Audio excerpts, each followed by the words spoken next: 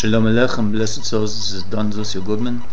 from Kesa, Crown Heights, Brooklyn, New York, in the USA, on Vav Tevis,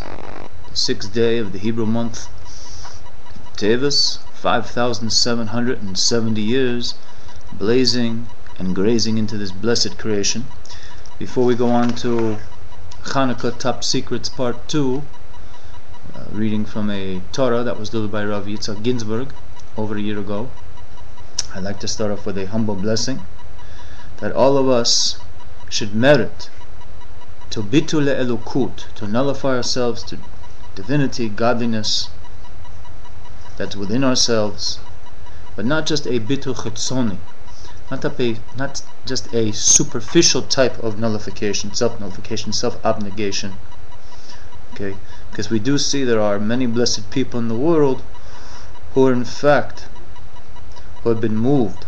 by excitement, by elukut, godliness, and therefore they guard themselves from doing evil, and therefore they have no connection to the idea of idolatry and false worship,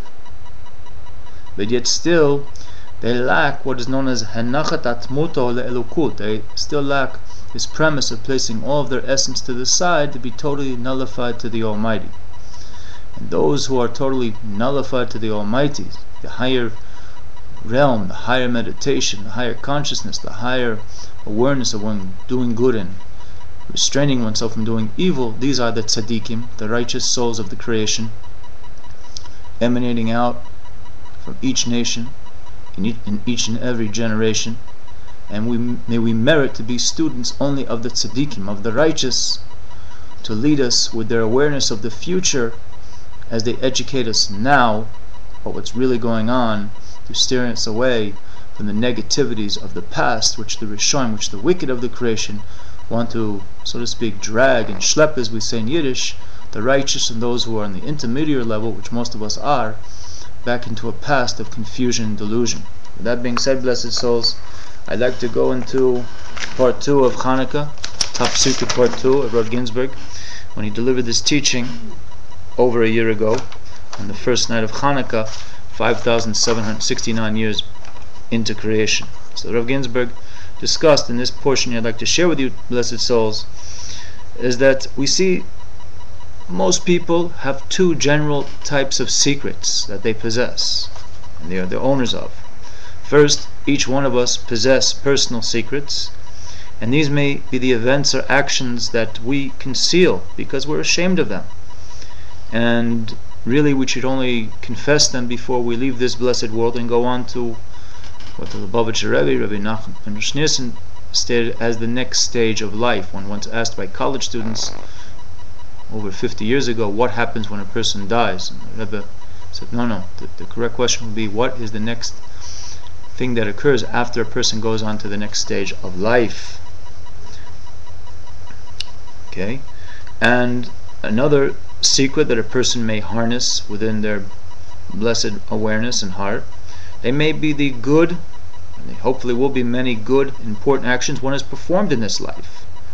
or the sweet feelings that a person has in his heart, and these are the love and fear that we possess, about which the Torah says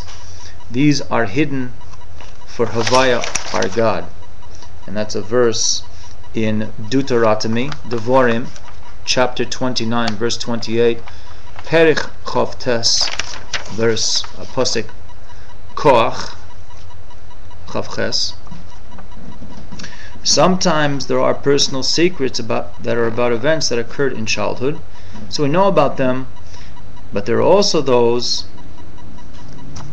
meaning secrets, from the time we were in the womb of our blessed mothers who carried us for those 9 months, and these are hidden even from our own current consciousness. All the more so the secrets from our previous lifetimes. Yes, blessed souls, it is not outside the pale of Torah, observance and faith to understand that we have been here before, and hopefully will rectify what we have to rectify and elevate what we have to elevate in this lifetime, to avoid a future incarnation. And hopefully our next incarnation will be to create the righteous Mashiach, Messiah, Arya Shel Yehuda, speedily in our days. All about these type of personal secrets, our sages of Israel said, when wine goes in, secrets come out, which is a teaching from the Talmudic tractate Eruvin, page 65, side A. Also there's a teaching from Hillel Meparich, a great teacher and a great chassid, a pious follower of three Lubavitcher Rebbe's, who taught in one of his explanations in Shar Yuchot, the Gate of Unification, by the Mittler Rebbe, the second Rebbe of Chabad, Mashenichnas Zbonanut Yotzim Sodot Shal Neshama, meaning when a person meditates upon creation, he meditates upon his awareness, he meditates around teachings of Torah, he meditates about something that will inspire him in his service to the Almighty, in fellowhood, brotherhood, in the case of the female sisterhood within the human community, the secrets of the soul, Etzam and Neshama, in the case of Yisrael, Yechida comes out, and this soul essence revelation can then be hopefully codified, collated, and used to empower one's future good actions, speech, and prayers, and hopefully ascendancy and awareness more about the Creator and His creation. Personal secrets, in fact, Rav Ginsburg continues that if we drink enough wine, therefore those secrets may come out. Wine also alludes to the feminine principle called Partsuf Ima in Kabbalah, which is the faces, the configurations of the attribute of Binah, of understanding. Also tucked within this concept of parts of Ima, Rav Ginsburg goes on to say, the mind, Moichen